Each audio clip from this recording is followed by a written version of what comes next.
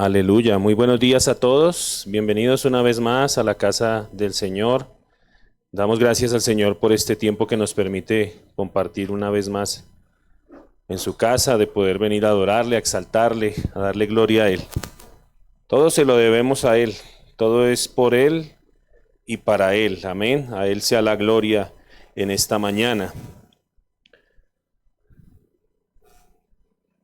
Como ya sabemos, el último fin de semana del mes celebramos la cena en honor a nuestro Señor, recordando el sacrificio de Cristo,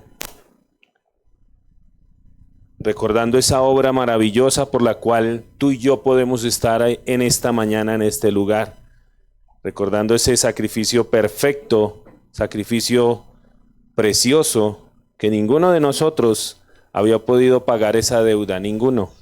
Ni siquiera con nuestra propia muerte habíamos podido pagar esa deuda y ese rescate que hizo Cristo a favor de nosotros. Entonces en esta mañana vamos a seguir estudiando el libro de Romanos, libro que habla acerca de precisamente de esa obra maravillosa que Cristo hizo. Nos habla del Evangelio.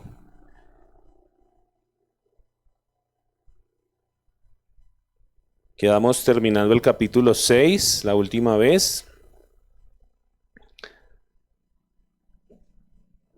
Y hablábamos de que si éramos siervos de Dios, deberíamos servir ¿a quién?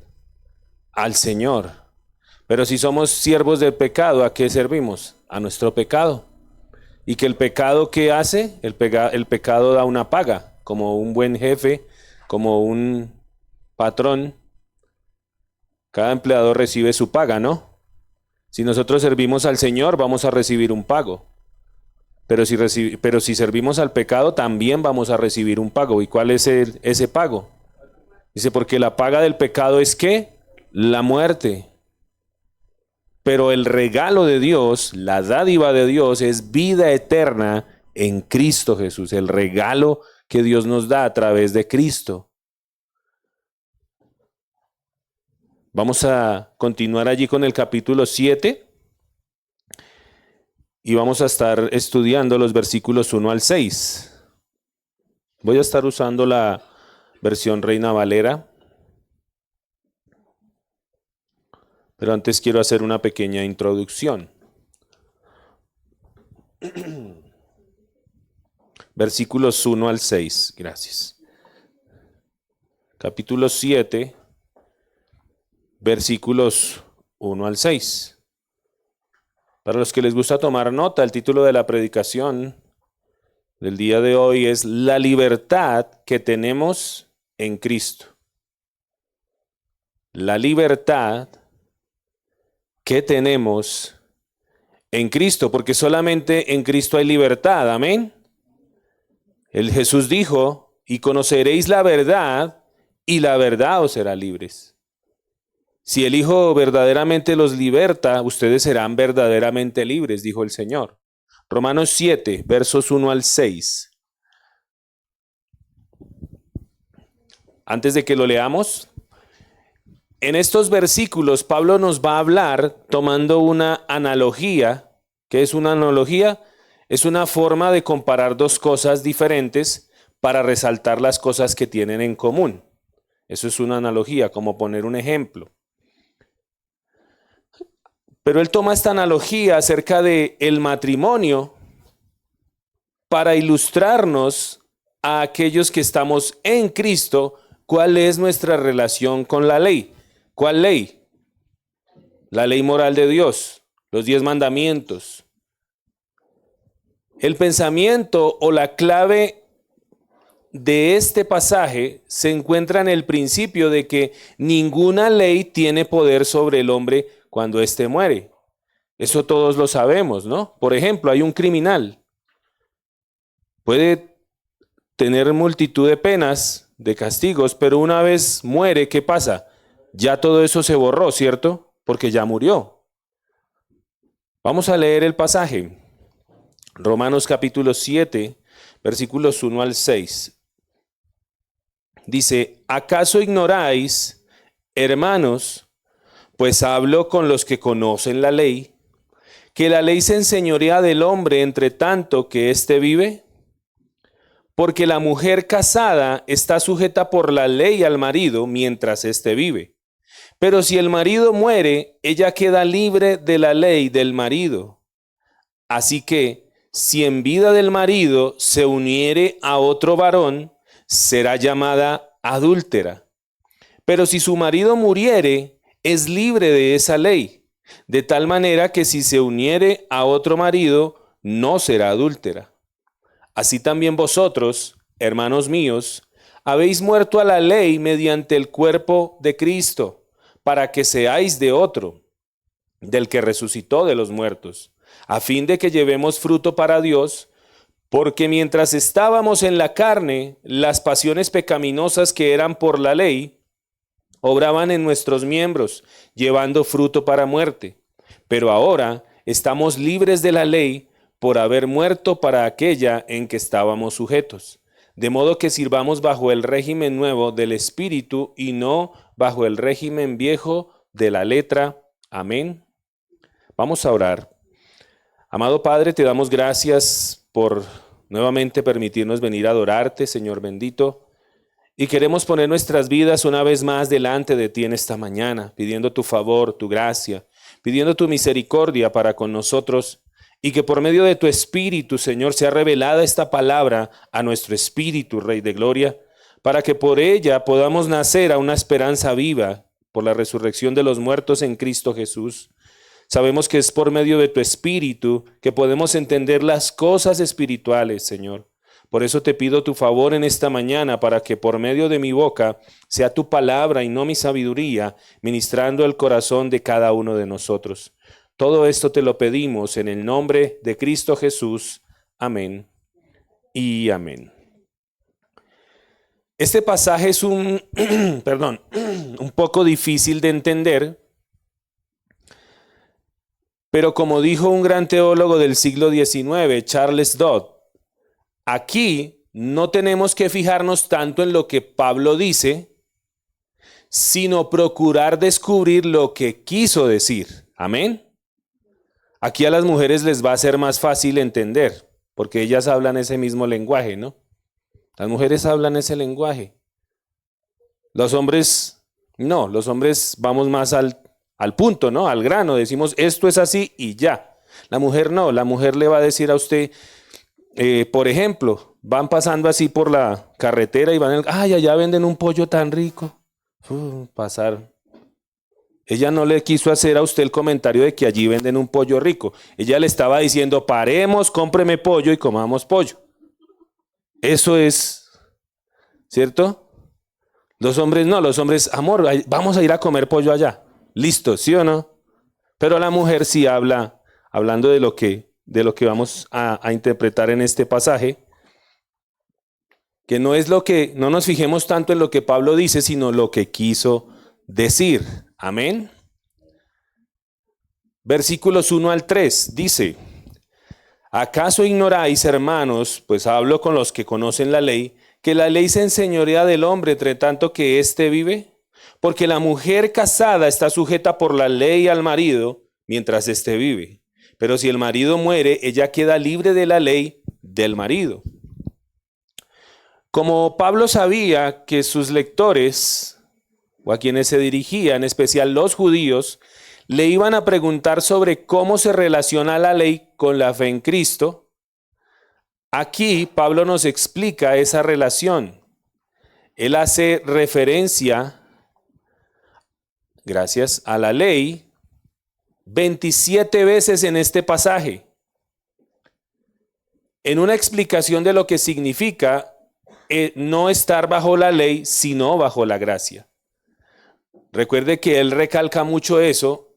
Él les dice, siempre usted va a ver ahí en Romanos, dice, no están bajo la ley, sino bajo la gracia, ¿sí? ¿Cómo tomaría, por ejemplo, un judío de aquel tiempo esta frase? ¿Cómo creerían ustedes que un judío lo tomaría? Como una ofensa. Porque recuerde que los judíos eran muy guardadores de la ley, ¿cierto? Y Pablo les dice, no estáis bajo la ley, sino bajo la gracia. Entonces, ¿pero cómo? Este está apostatando de la ley, ¿cierto? Pero más sin embargo, Pablo más adelante, él empieza a aclarar ese asunto a sus oyentes desde el versículo 7 en adelante. Él les empieza a aclarar.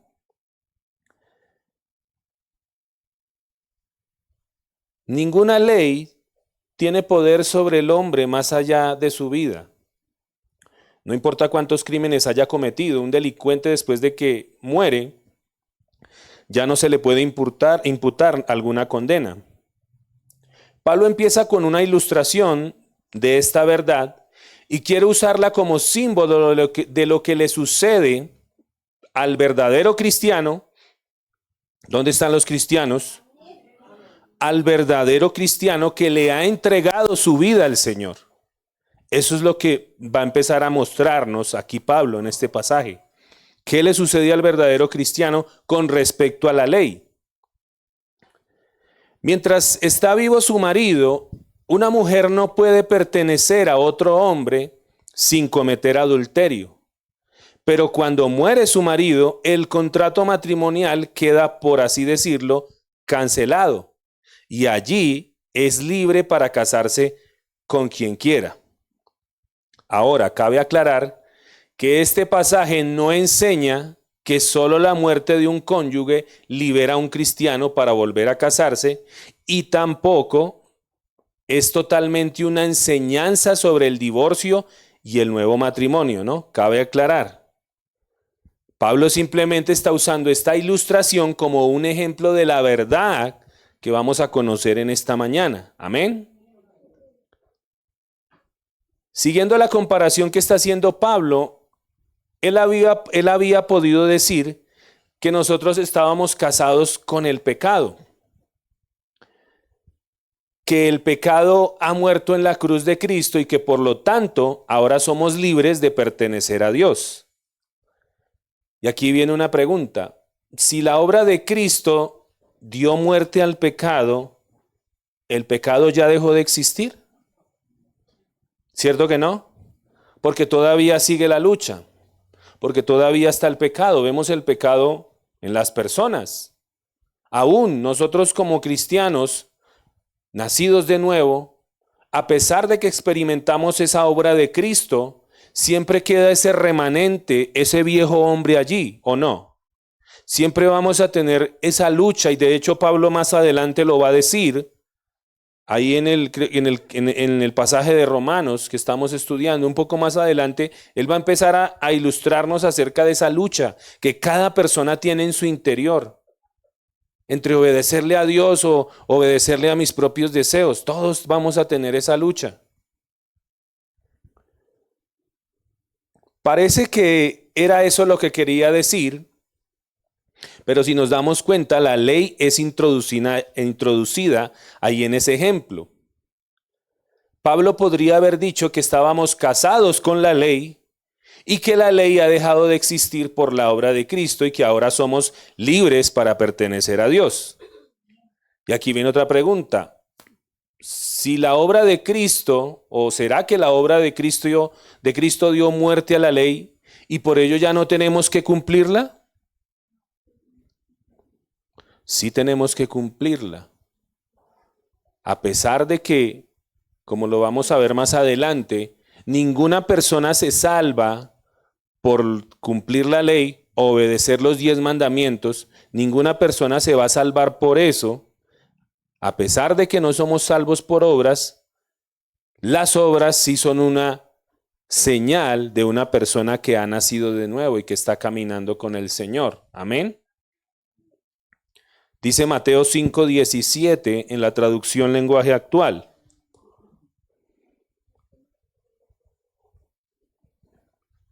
Mateo capítulo 5, versículo 17. Yo lo voy a leer en la TLA. Tal vez está un poco más diferente de la versión que tiene usted allí. Aparece en pantalla. Dice, no crean que vine a quitar la ley. No crean que ¿qué? Que vine a quitar la ley, ni a decir que la enseñanza de los profetas ya no vale. Al contrario, vine a darles su verdadero valor.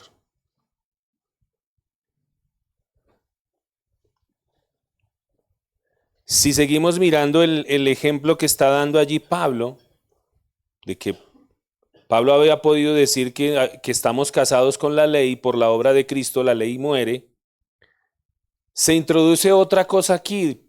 De pronto lo que dice Pablo es que somos nosotros los que morimos a la ley. Y aquí vamos a entrar en detalle. Versículo 4 de Romanos 7 dice: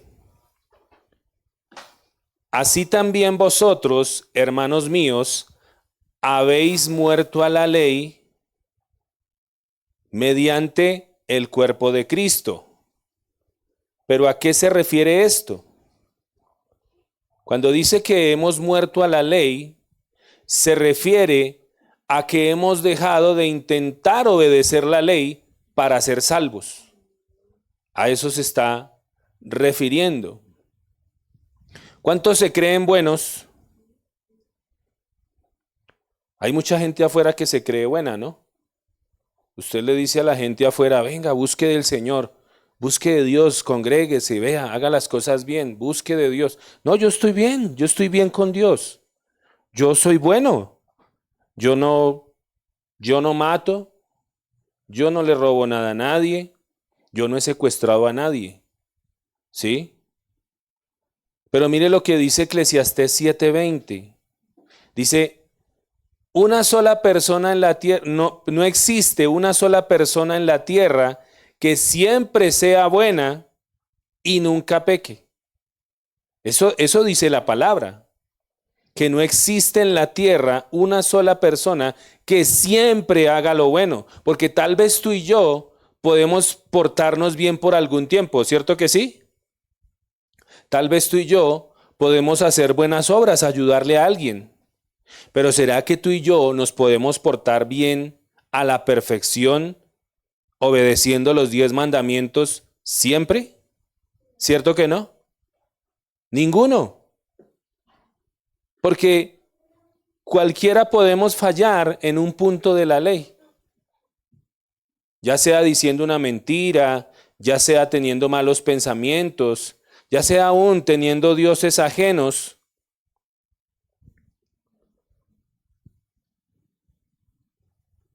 Pero ¿cuántos hemos intentado obedecer los 10 mandamientos y los hemos cumplido? Siempre todos. Ninguno, ¿cierto? Tal vez lo hemos intentado, pero ninguno puede.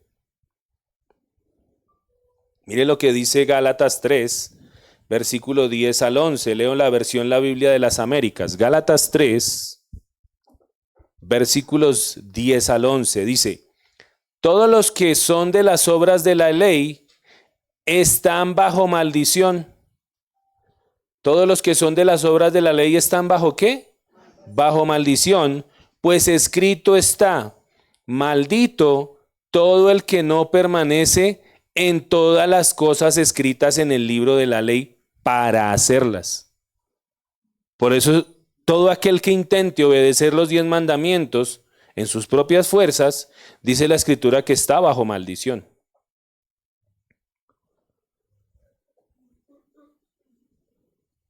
Y sigue diciendo: y que nadie es justificado. Esa palabra es importante. La palabra justificado quiere decir, atención, el acto de Dios por el cual Él nos declara no culpables de nuestros pecados. Por eso dice allí: y que nadie es justificado ante Dios por la ley. Es evidente, porque el justo vivirá por la fe. Solamente somos justificados a través de la obra de Cristo. Porque como dice también en Santiago, capítulo 2, mire lo que dice Santiago 2, 10 al 11. Vaya conmigo allí. Santiago 2, ahí después de Hebreos. Ubique Hebreos, ahí sigue el libro de Santiago. Santiago capítulo 2, versos 10 al 11.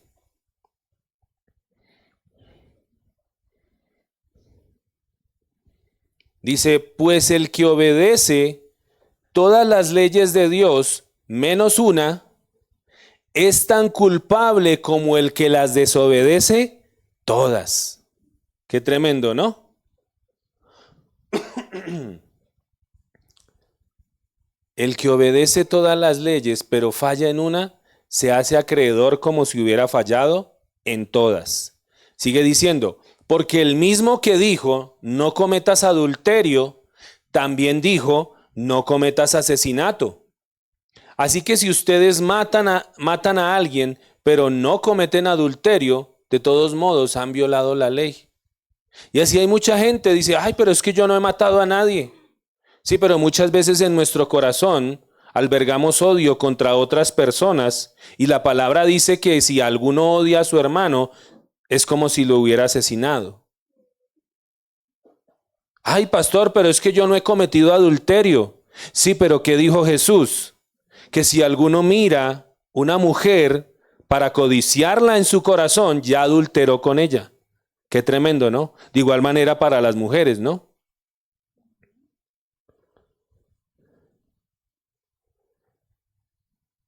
Dice Gálatas 2:19 al 20, pues cuando intenté obedecer la ley misma me condenó. ¿Por qué? Porque nos damos cuenta de que no podemos obedecerla, ¿cierto? A la perfección. Cuando nos comparamos con los 10 mandamientos de Dios y miramos, nos damos cuenta de que no, de que nos resulta imposible cumplir todas sus exigencias.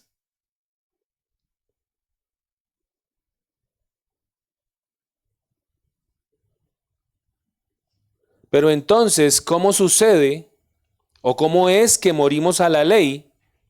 El mismo versículo 4 nos va a responder. Dice, así también vosotros, el de Romanos 7, dice, así también vosotros, hermanos míos, habéis muerto a la ley mediante el cuerpo de Cristo. ¿Mediante el cuerpo de qué? De Cristo. En respuesta a la fe en Cristo, o sea, cuando una persona pone su confianza en el sacrificio de Cristo para su salvación, Dios hace que el pecador creyente esté muerto para siempre a la condenación y al castigo por el pecado, como el ejemplo del delincuente. Cuando la gente pone su confianza en esa obra salvadora, Dios ya no le hace acreedor a la condenación que se merece cada persona porque ha violado la ley moral de Dios.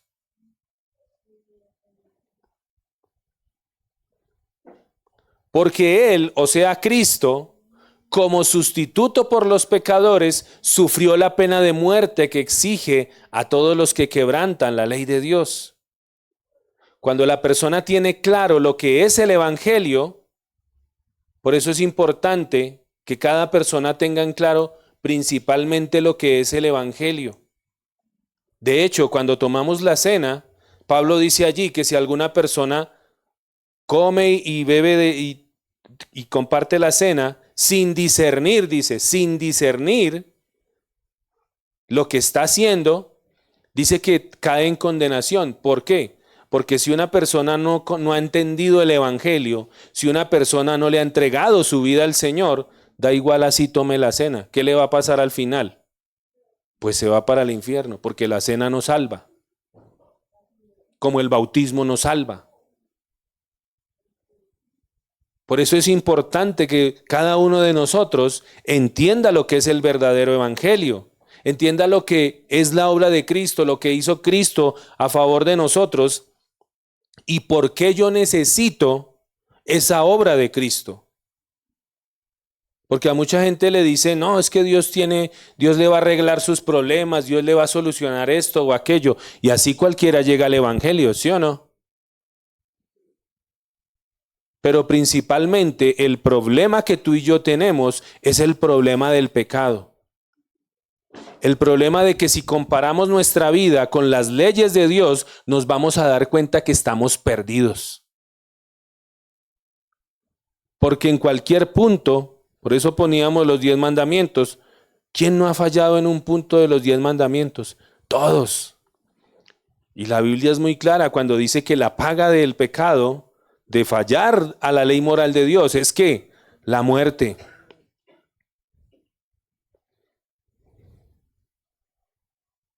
Cuando una persona tiene claro lo que es el Evangelio, esta persona a través del bautismo, cuando va a las aguas, participa de la muerte de Cristo, y eso quiere decir que habiendo muerto, quedamos libres de todas las obligaciones que teníamos con la ley.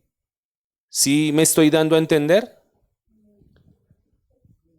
Somos libres, en ese momento somos libres para casarnos de nuevo, como el ejemplo que está poniendo Pablo. Y entonces nos unimos a Cristo,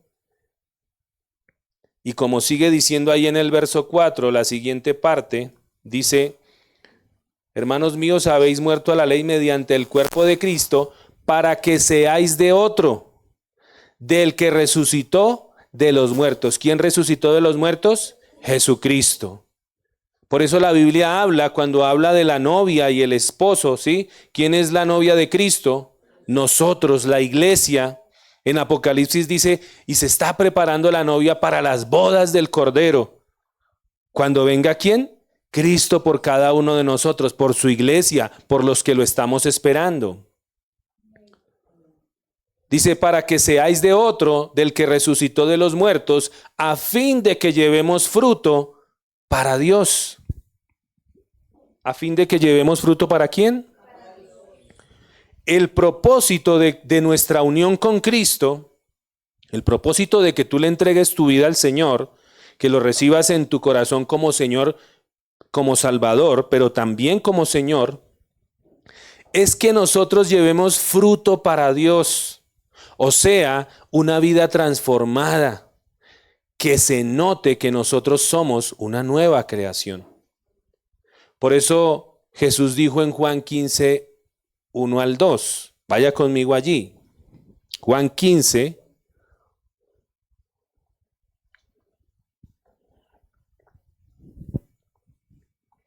Juan 15, versículos 1 al 2. Yo leo Nueva Traducción Viviente.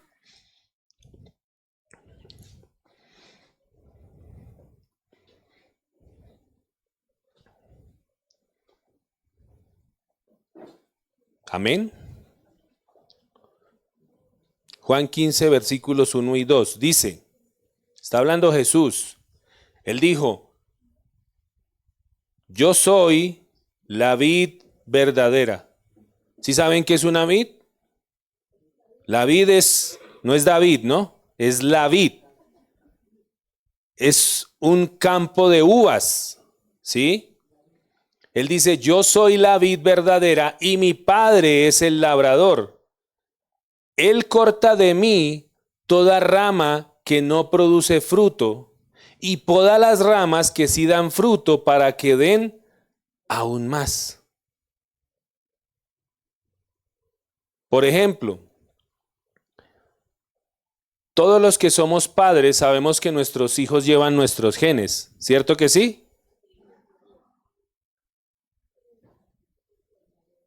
Y como llevan nuestros genes, nuestros hijos, yo no sé si usted lo ha notado, nuestros hijos tienen cosas de nosotros, ¿cierto que sí? O sea, que ¿a quién se parecen? A los papás, ¿cierto? Tienen gestos, tal vez en la cara, ¿cierto? Tal vez la mamá hace un gesto que cuando está brava, y el niño también lo hace. Pero todos los que somos padres sabemos que nuestros hijos llevan nuestros genes y se parecen a nosotros. Entonces aquí viene una pregunta: ¿a quién se tiene que parecer un hijo de Dios? A Dios, ¿cierto? Porque cuando yo digo yo soy un hijo de Dios, es porque yo me parezco a mi papá.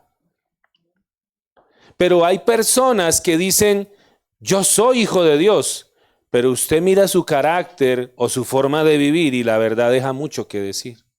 Amén. Por eso no todos son hijos de Dios. Dice Filipenses 1:11. Vaya conmigo allí, Filipenses 1:11.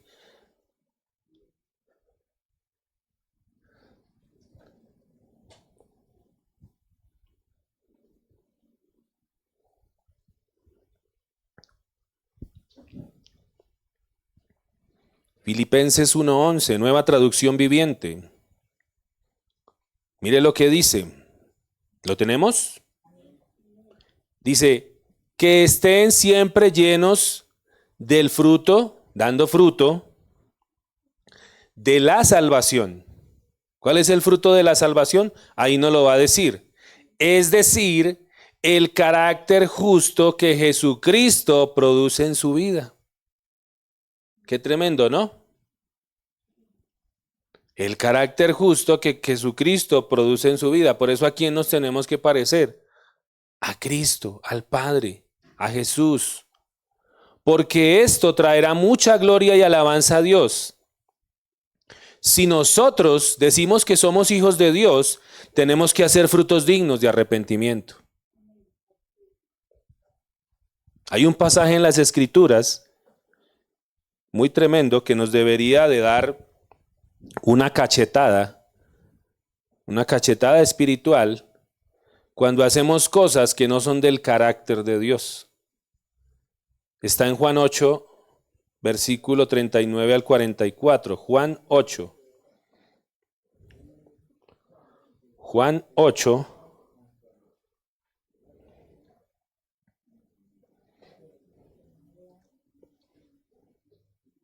Versículos 39 al 44. Yo leo nueva traducción viviente.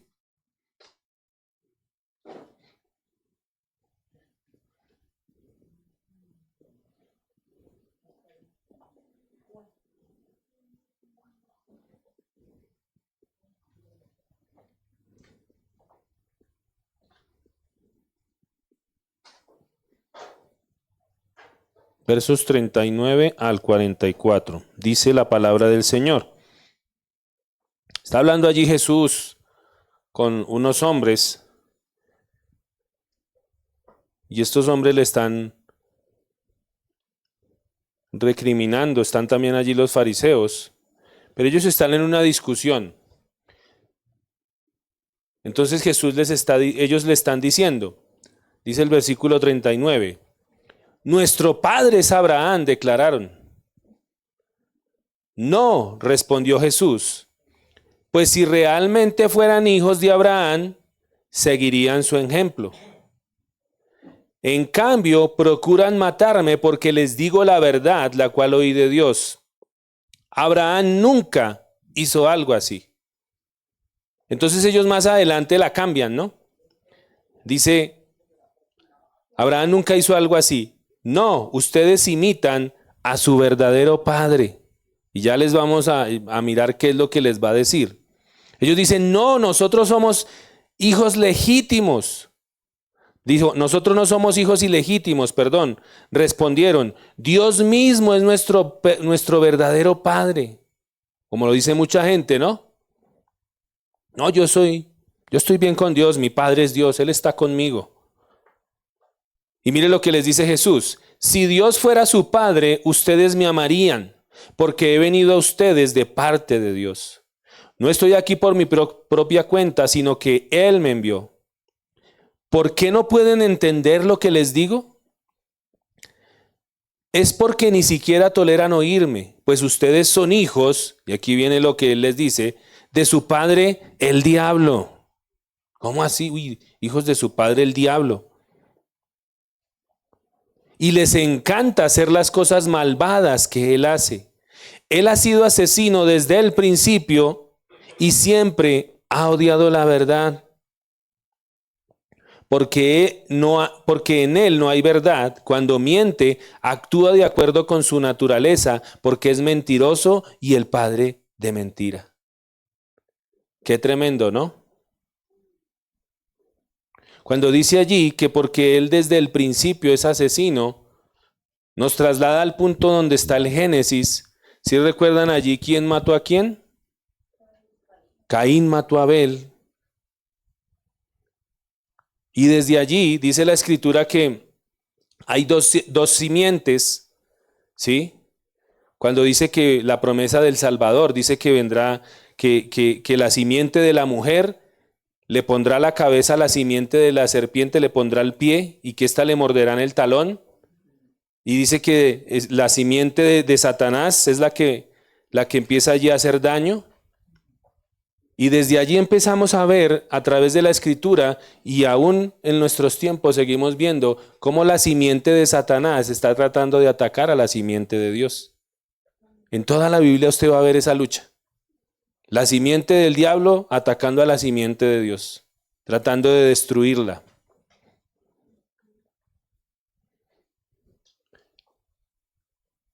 Versículo 5 de Romanos 7. Sigue diciendo: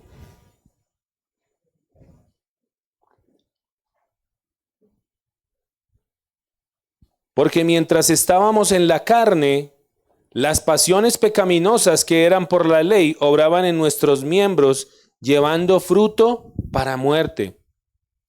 Porque mientras estábamos en la carne, Pablo está haciendo un contraste allí entre los dos estados del hombre. El primero sin Cristo y el segundo con Él. Esta expresión en la carne se refiere o habla del estado en el que se encuentran todas las personas que no han sido redimidas ni regeneradas, y en el cual nosotros nos encontrábamos en otro tiempo, siguiendo los deseos de nuestras pasiones desordenadas y las inclinaciones de nuestra naturaleza pecaminosa. Y esta naturaleza pecaminosa es rebelde hacia las cosas de Dios. Eso viene allí. Todos desde Adán venimos con esa naturaleza pecaminosa.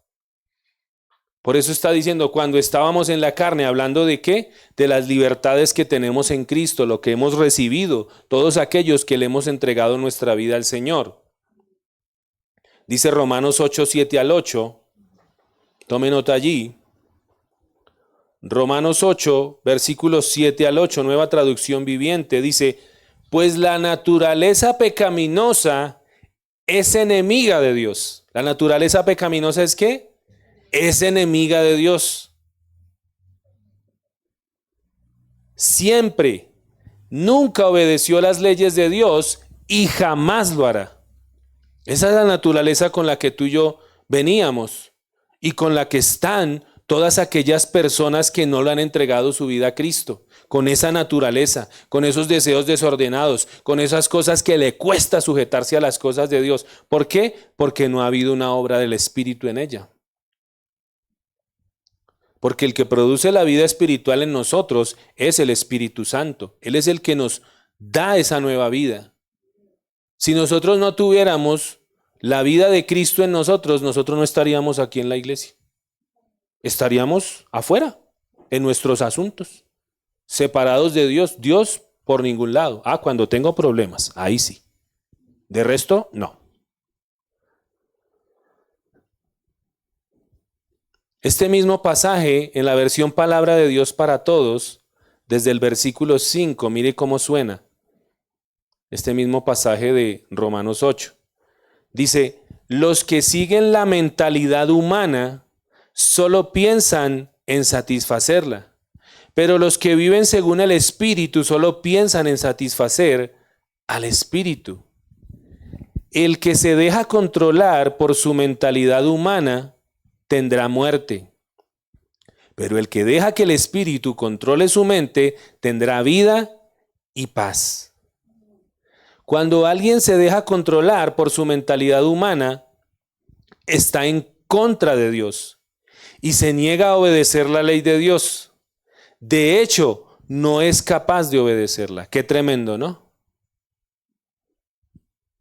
Esa mentalidad humana, esa naturaleza pecaminosa, cuando la persona se sigue dejando controlar por ella, siempre esa naturaleza lo va a llevar a desobedecer al Señor.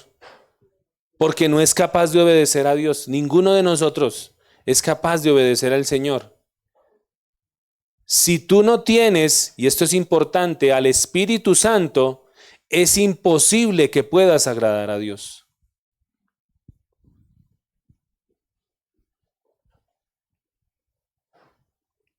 Los que tienen la mentalidad humana no pueden agradar a Dios. ¿Cuál es la mentalidad humana? Las personas que dicen, no, yo vivo mi vida a mi manera. Esa es la mentalidad humana, ¿o no?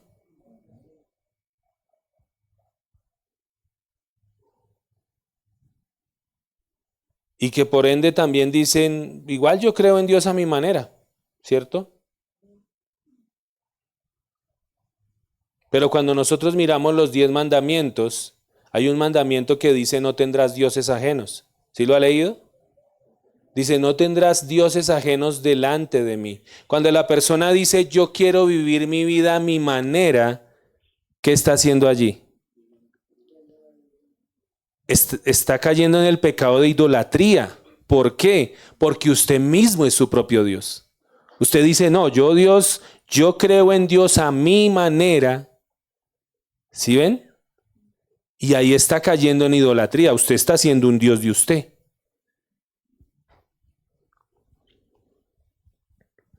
Todas las personas tienen solamente activa la parte de su alma, que es donde funcionan las emociones, el intelecto y la voluntad. Pero el espíritu, que es la parte que Dios aviva de nosotros cuando nosotros venimos a Cristo, ese está muerto. Por eso tú y yo, ¿qué hacíamos anteriormente antes de venir a Cristo? Seguir nuestros propios deseos, ¿sí o no? Lo que me parecía, lo que yo quería hacer. Esa es nuestra alma. Y en el alma están las emociones, el intelecto y la voluntad. Vaya para allá, papá. ¿Sí o no? Por eso fue que Jesús dijo que el ser humano solo puede reproducir la vida humana, pero la vida espiritual nace del Espíritu Santo. Cuando tú vienes a Cristo y Dios hace esa obra en ti y viene el Espíritu Santo a tu vida, ahí es donde nace, tu espíritu cobra vida y empiezas a caminar en la voluntad del Señor. Sigue diciendo ahí el versículo 5 de Romanos 7. Porque mientras estábamos en la carne, dice, las pasiones pecaminosas que eran por la ley obraban en nuestros miembros, llevando fruto para muerte. En la versión Nueva Biblia Viva, este pasaje dice de la siguiente manera, dice, cuando vivíamos de acuerdo con nuestra naturaleza pecaminosa, los deseos pecaminosos actuaban en nosotros, o sea, en nuestro cuerpo. Cada parte de nuestro cuerpo era rendida ¿al qué? Al pecado. Nuestros malos pensamientos, nuestros ojos, nuestra boca, nuestros oídos, cada parte de nuestro cuerpo, nuestro corazón. Dice, actuaban en nosotros estimulados por la ley y lo que producían en nosotros era muerte. Y aquí cabe una pregunta. Según esta versión, cuando dice allí que los deseos pecaminosos actuaban en nosotros estimulados por la ley, o sea que los deseos pecaminosos son estimulados por la ley. ¿A qué se refiere cuando dice que son estimulados o que son despertados por la ley? ¿A qué se refiere esto? Se refiere a esa naturaleza rebelde de los no creyentes que se despierta cuando se le imponen restricciones que le hacen desear las mismas cosas que los mandamientos de Dios prohíben. Por ejemplo, los niños. Dígale usted a un niño, no coja eso. ¿Qué le va a despertar a él ahí adentro? ¿Sí o no? ¿Cierto que sí? De una. Usted le dice, no se suba ahí. El niño, y antes brinca. ¿Cierto? ¿Qué le despierta? El deseo por lo prohibido. ¿Sí o no? Porque eso es lo que produce, de alguna manera, por hablarlo, la ley, cuando dice que esos deseos son despertados por la ley. Porque la demora es que usted le ponga algo prohibido. Por ejemplo, a los jóvenes, ¿qué le pasa a uno de joven? La mamá le dice, mi hija, no haga esto. Mi hijo, esto no. Mire, ese muchacho no. ¿Y usted qué hacía? ¿Sí o no? Eso le despertaba antes más. ¿Sí o no? Una de las cosas que más salen a relucir de la naturaleza pecaminosa es la fascinación por lo prohibido. Ponga algo en la categoría de prohibido o ponga límites y se va a dar cuenta de que Inmediatamente produce fascinación y el querer pasar los límites. Por ejemplo, aquí en Colombia, ley seca. ¿Qué hace la gente? Uy, no, vamos a reunirnos para... ¿Sí o no? Es cuando la gente más toma, más consume, ¿sí o no? Ponga prohibido, prohibido tal cosa. La gente siempre va a tratar de saltarse la tabla, de cruzar la raya. Porque ese es el instinto de la naturaleza pecaminosa que está en aquellos que no han sido regenerados. Sigue diciendo ahí el verso 5 de Romanos 7, la parte final. Dice, porque mientras estábamos en la carne, las pasiones pecaminosas que eran por la ley obraban en nuestros miembros, llevando fruto para muerte. Pero dice allí que llevando fruto ¿para qué? Para muerte. En el principio, cuando estaba Adán, Adán no estaba sujeto a la muerte. Él no estaba sujeto a la muerte. Él no iba a experimentar la muerte, porque él estaba destinado para ser eterno. Ahora, en las Escrituras, cuando nos habla de muerte, y quiero que ponga atención, la muerte tiene 3 manifestaciones según la Escritura. La primera es la muerte espiritual o separación de Dios, que fue la que experimentó Adán.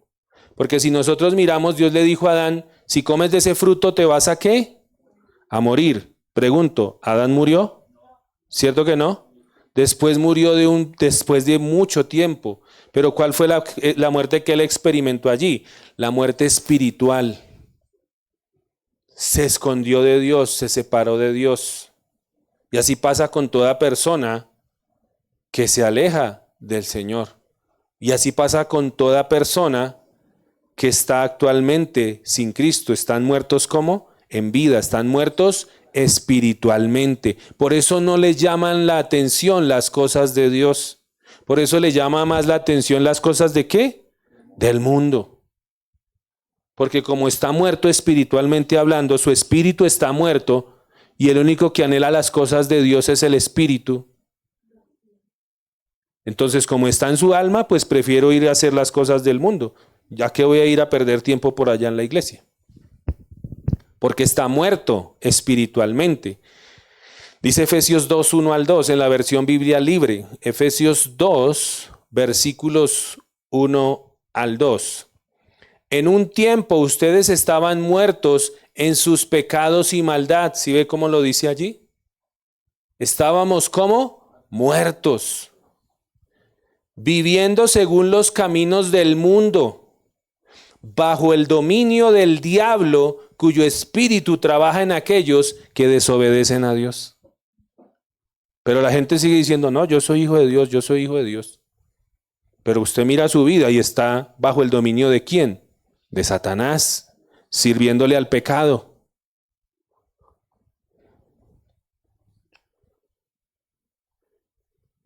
Dice Efesios 4:18, versión Biblia libre también. Efesios 4:18 dice, ellos en la oscuridad de sus mentes no entienden. O sea, tienen el entendimiento ¿qué? Entenebrecido, nublado. Solamente Cristo, que es la luz, es el que puede iluminar la mente del hombre, correr esas tinieblas y hacerle ver la verdad de la palabra y la verdad de cómo está caminando en su vida realmente. Dice, ellos andan en la oscuridad de sus mentes, no entienden y han sido separados, muerte espiritual, de la vida de Dios. Porque no saben nada y por su terquedad tampoco quieren saber. Las personas que escuchamos afuera, no, yo estoy bien, a mí déjeme así. Hermano, pero mire, vea, yo lo veo que usted tiene este problema, tiene esto, busque de Dios, Él le ayuda. No, yo estoy bien así. Por su terquedad tampoco quieren saber. Otra muerte de la que nos habla la palabra es la muerte física. La muerte física que todos experimentaremos en cualquier momento, ¿no? O tenemos pronosticado el día de mañana. ¿Asegurado el día de mañana lo tenemos? Cualquiera de nosotros puede morir, cualquiera. Todos, ya sean niños, jóvenes, adultos, cualquiera puede morir en cualquier momento. O los niños no. Cualquiera. Esa es la muerte física que todos experimentaremos en cualquier momento. Hebreos 9:27 en la traducción lenguaje actual. Hebreos 9:27 dice: todos nosotros moriremos una sola vez, y después de eso vendrá el juicio. Todos moriremos una sola vez. ¿Moriremos qué? Una sola vez. Por eso es que los temas de la reencarnación, de que usted va a tener tantas vidas o todo eso, eso no cabe. Eso no tiene sentido. De hecho, la gente que enseña esas cosas, usted le pregunta, venga, pero ¿quién decide yo en qué voy a reencarnar? No sé. Y entonces usted en otra vida, ¿qué fue? ¿Un caballo? ¿Un mosco? ¿Cierto? No tiene lógica. Pero la Biblia dice que nosotros moriremos una sola vez y que después de eso vendrá el juicio. Esa es la muerte física de la que habla. Un día cualquiera de nosotros nos vamos a ir y vamos a estar delante del trono de Dios rindiendo cuentas. Y también está la muerte eterna. Esa es otra muerte, o como lo llama la Biblia, la muerte segunda. ¿Cuál es la muerte segunda? La que van a sufrir todos aquellos que no han sido justificados a través de la obra de Cristo. Recuerde que esa palabra impone justificados, ¿no? Justificado es que ya no somos declarados culpables por todos los pecados que hemos cometido. Cuando estamos en Cristo, ¿qué hizo Cristo? Nos justificó. ¿De qué manera? Él pagó. Y el versículo que leía a mi esposa esta mañana, el de Isaías, ¿sí recuerda? Molido por nuestras rebeliones, azotado por nuestros pecados, el castigo de nuestra maldad fue ¿sobre quién? Sobre él, porque éramos nosotros, o sea, tú y yo, los que deberíamos haber estado en esa cruz, sufriendo todo lo que sufrió Cristo. Pero por su gracia y por su misericordia, Él fue el que pagó ese precio que tú y yo debíamos pagar. Mire lo que dice Apocalipsis 20, versículos 11 al 15. Vaya conmigo allí. Ese lo encuentra rápido. Por lo general la gente cuando lee la Biblia, ¿qué es lo que busca? Uy, Apocalipsis, Apocalipsis. ¿Cierto? Y vaya ahí queda gringo.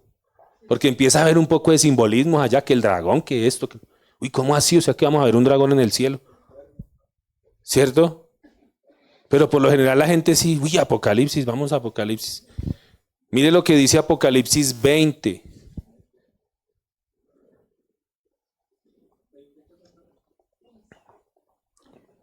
Versículos 11.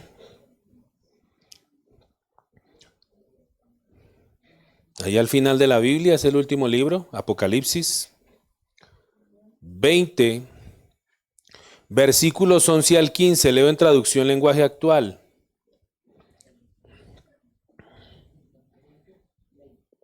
Si no lo encontró, allí aparece en pantalla, dice Apocalipsis 20, 11 al 15, dice: vi un gran trono blanco y al que estaba sentado en él, y en su presencia desaparecieron la tierra y el cielo, y nadie volvió a verlos. Ese es el día del gran juicio, cuando todos vamos a estar allí rindiendo cuentas. Y mire lo que estábamos hablando ahoritica. Y vi que todos los que habían muerto, tanto los humildes como los poderosos, estaban de pie delante del trono, y fueron abiertos los libros. ¿Cuáles libros? Donde están escritos, el libro de las obras, donde están escritos todo lo que cada uno hizo. ¿Todo lo que qué? Lo que cada uno hizo. Ahí está anotadito.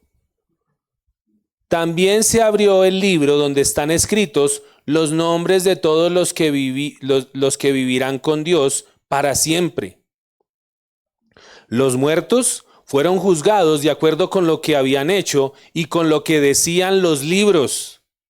Los que murieron en el mar se presentaron delante de Dios para que los juzgaran, y lo mismo hicieron los que estaban en el reino de la muerte. Todos los muertos fueron juzgados de acuerdo con lo que habían hecho. Luego, la muerte y el reino de la muerte fueron lanzados al lago de fuego. Los que caen en este lago quedan separados de Dios para siempre. Y allí fueron arrojados, atención, todos los que no tenían sus nombres escritos en el libro de la vida eterna. O sea, todos los que no fueron justificados por Cristo.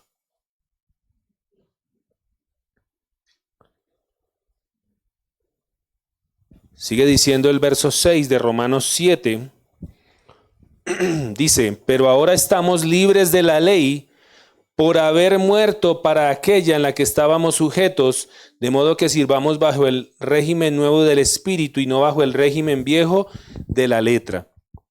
Pero ahora hemos quedado libres de la ley. Cuando dice allí que estamos libres de la ley, no nos está diciendo que tenemos la libertad para hacer lo que la ley prohíbe, o como lo dice en otras palabras, para que vivamos como nosotros ¿qué? Queramos. Por eso Pablo lo aclara y en el capítulo anterior de Romanos, en el capítulo 6, versículo 1, él dijo, ¿perseveraremos en el pecado para que la gracia abunde? Claro que no, dice él. O sea, ¿seguiremos pecando para que Dios nos siga perdonando más y más y más y más? Claro que no. La libertad a la que se refiere es a las penalidades que exige la ley de Dios. A eso es a lo que se refiere que dice que ya hemos sido libres de la ley. O sea, de la paga que teníamos que dar tú y yo por haber quebrantado la ley de Dios. A esto se refiere la palabra cuando dice en Romanos 8:1, léalo conmigo allí, Romanos 8:1.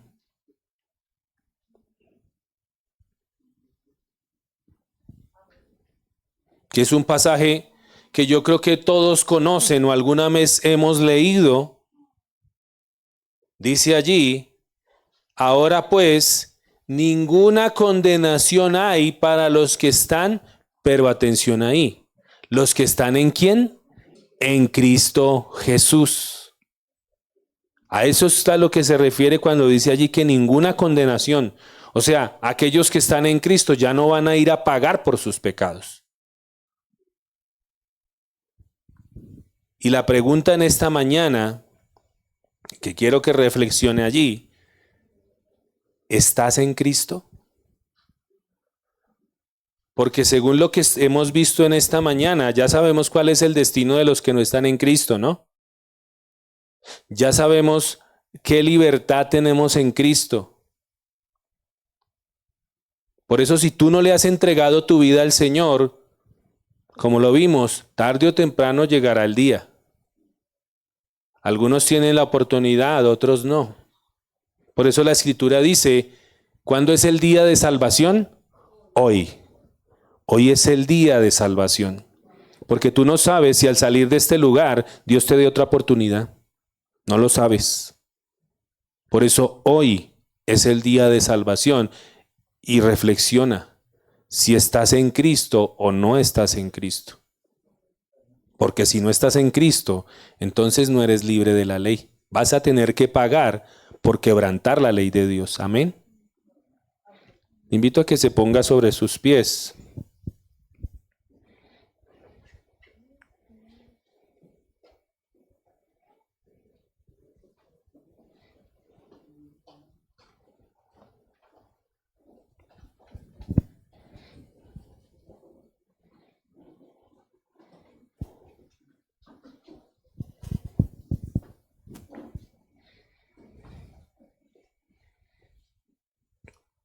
Y con tus ojos cerrados allí, no dejes que nada te distraiga. Vas a orar y vas a meditar allí en tu corazón si estás verdaderamente en Cristo. Y si no es así, pídele al Señor que haga su obra en ti. Pídele al Señor que derrame de esa gracia, de esa misericordia, y que haga esa obra maravillosa que solamente Él puede hacer en ti. Padre, te damos gracias en esta mañana una vez más, Señor bendito. Gracias te damos, honramos y bendecimos tu santo nombre, oh Rey de Gloria. Bendecimos tu palabra, Señor. Gracias porque qué maravilloso tesoro, precioso nos has dejado en la Escritura, Señor. Tu plan de salvación, todo lo que hemos recibido en Cristo. Solamente a través de tu palabra podemos darnos cuenta de nuestra verdadera condición, Señor. Porque cuando nos comparamos delante de la ley tuya, Señor, nos damos cuenta, Padre Santo, de lo alejados que estamos de ti y nos damos cuenta de lo incapaces que somos de cumplir con todo lo que allí se demanda, Señor. Por eso se hace necesario el Salvador. Por eso se hace necesaria la obra de Cristo. Por eso se hace necesario que cada uno de nosotros rinda su vida y su corazón delante del Señor. Que ya no pongas tu confianza en lo que tú puedes hacer. Porque por más que intentes en tus fuerzas de salir de la condición que estás, siempre vas a volver a caer y a caer. Y como dice la Escritura, así como el perro vuelve a su vómito, así va a pasar con aquel que no ha rendido su corazón al Señor. Solo Dios te puede ayudar, solo el Señor. Por eso el Señor en esta mañana nuevamente te recuerda que separados de mí nada pueden hacer. Por eso en esta mañana yo te invito para que con un corazón sincero, dice la Escritura que Dios no rechaza un corazón contrito y humillado. Un corazón, dice la Escritura, bienaventurados los pobres en espíritu. Y los pobres en espíritu son aquellos que reconocen su bancarrota espiritual, que reconocen que están alejados de Dios y reconocen que necesitan de Dios. Por eso Dios dice, yo no rechazo un corazón contrito y humillado, pero al altivo y al orgulloso, al que no reconoce su necesidad de mí, a ese yo lo miro de lejos. Tal vez está su gracia, su misericordia, como está sobre toda la tierra, porque dice la Escritura que Dios hace salir su sol sobre justos e injustos. Una gracia común. Pero la gracia verdadera, esa gracia que nos lleva al arrepentimiento y a buscar de todo corazón al Señor, esa gracia no está en tu corazón. Por eso necesitas arrepentirte. Por eso necesitas humillar de todo corazón tu vida delante del Señor. Y ese es el llamado que el Señor te está haciendo en esta mañana. Entrégame tu corazón, entrégame tu vida. Yo soy el que voy a hacer la obra en ti. Yo soy el que empezó la buena obra y yo soy el que la voy a perfeccionar. Padre, te damos gracias. Dale gracias, Señor, gracias. Gracias te damos, Señor bendito. Exaltamos tu santo nombre, oh Rey de Gloria. Bendecimos tu santo nombre, Señor. Gracias, Padre. Haznos conscientes de nuestra necesidad de ti, Señor. Ayúdanos, Señor bendito, a descansar en tu obra cada día, Señor. Ayúdanos a recordar que hemos sido libertados de la ley, pero esa ley nos lleva a obedecerte, pero ya no por una obligación, sino por amor a la obra que tú hiciste a favor de nosotros, en agradecimiento, Señor. Gracias te damos, eterno, gracias te damos, Señor bendito, gracias. Bendecimos tu santo nombre, oh Rey de Gloria. Todo honor es para ti, Señor, en Cristo Jesús. Amén. Si es para el Señor, déselo fuerte, por favor. Gracias, Jesús. Gracias, Señor.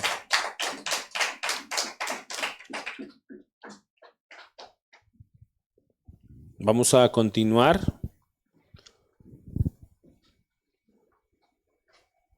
Celebrando la cena del Señor.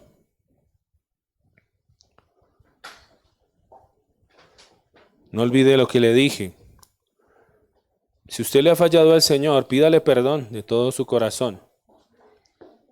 Pero si usted todavía no entiende lo que es el Evangelio, por eso les decimos, no tome la cena. De hecho, no se las compartimos a los niños, porque los niños no son conscientes todavía de lo que es el Evangelio ni de lo que están haciendo. Y la idea es que ellos tengan un entendimiento. Pero si fuera porque fuéramos merecedores, ninguno merecería participar de esta mesa. Lo hacemos por su gracia, por su misericordia, recordando la obra de Cristo, recordando lo que Él hizo por nosotros. Pero también, como lo hemos dicho muchas veces en este lugar, esto nos debe llevar a recordar el compromiso que hemos hecho con el Señor. Cada día sirvo al Señor, sigo para adelante con el Señor. Yo estoy esperando al Señor. Dice que cada vez que compartimos esta cena, recordamos la muerte del Señor hasta que Él venga, porque eso es lo que hace la iglesia, espera la venida de su Señor.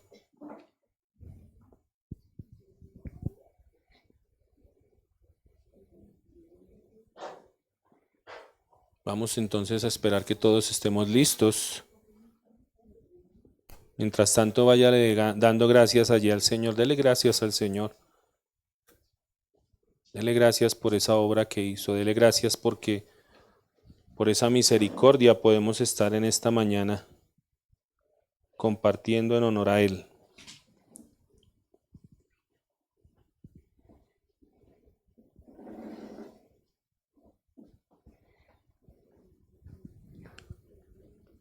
¿Todos estamos listos?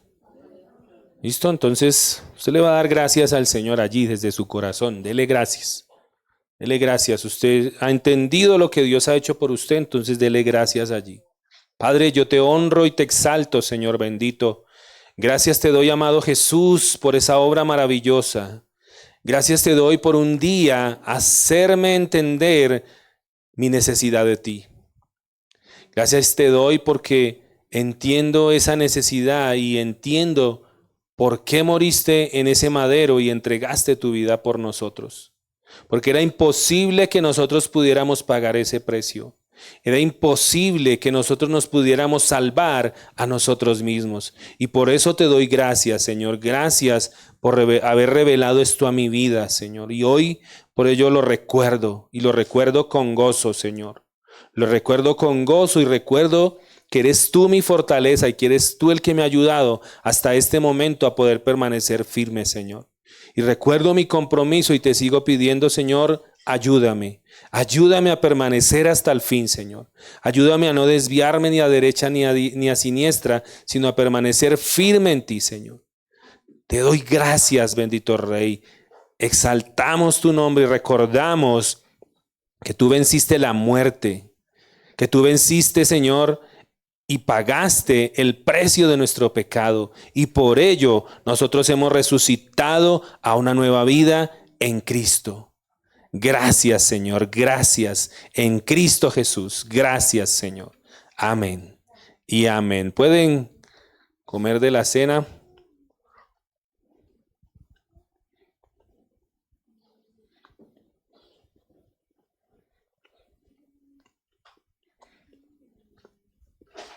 Y beber de la copa.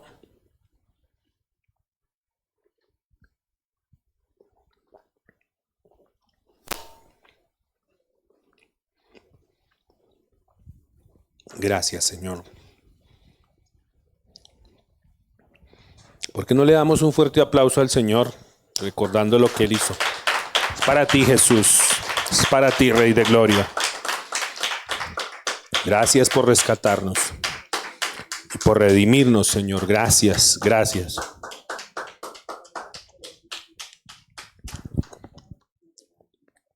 Seguimos honrando al Señor, seguimos adorando al Señor con aquello que usted haya dispuesto conforme al Señor le haya prosperado.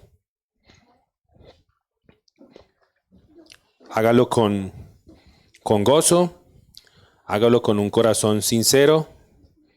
Como dice la Escritura, no lo haga por necesidad, porque Dios ama al dador ¿qué? Alegre, al que da con generosidad. Recuerde que Dios es el dueño de todo. Todo le pertenece al Señor. Nosotros somos solo mayordomos.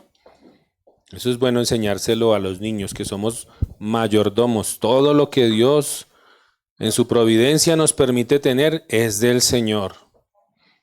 Y si Dios nos da el privilegio de tener cosas, no olvidemos que muchas veces Dios nos da para compartir, para bendecir a otros.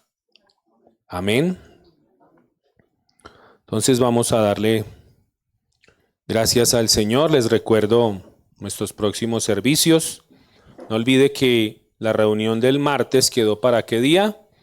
Para el miércoles 7 de la noche. Estudio bíblico. Hemos estado hablando acerca de la venida del Señor. Hemos sido muy edificados, así que les animo. Les animo porque en todo ello es necesario que cada cristiano se edifique, cada discípulo del Señor se edifique. Entonces no olvide miércoles 7 de la noche, nuestro estudio bíblico. El viernes tenemos nuevamente la reunión de maestras del bien, que están pronto a anunciar su reunión presencial. Ya pronto vamos a tener la reunión presencial. Están allí cuadrando e intimando detalles para que las mujeres se animen, estén preguntando, conéctense a las reuniones, para que después no digan, ay, yo no sabía qué día era. Estén atentas también a las enseñanzas, están siendo muy edificadas. Viernes 7:30 de la noche, reunión en línea, maestras del bien. Y continuamos también sirviendo al Señor. No olvide, los sábados estamos de 7:30 a 8:30, más o menos 9 de la mañana, sirviendo en este lugar con la organización de la iglesia, manteniendo todo ordenado, limpio, bonito.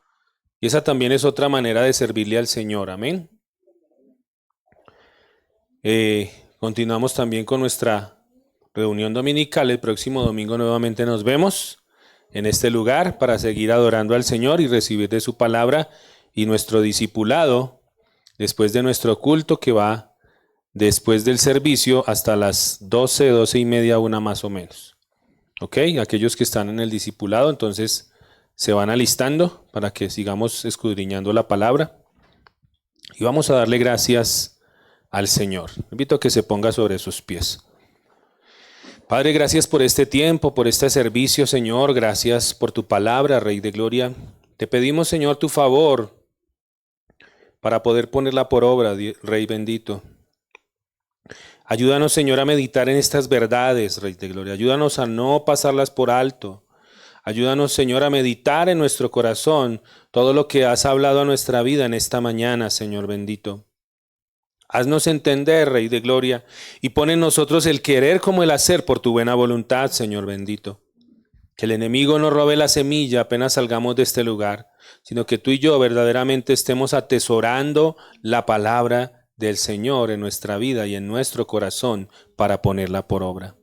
Te damos gracias, Señor bendito, por la provisión, gracias por la salud, gracias por el trabajo, por las fuerzas que nos das, por la sabiduría que nos das para cumplir con nuestras diferentes responsabilidades.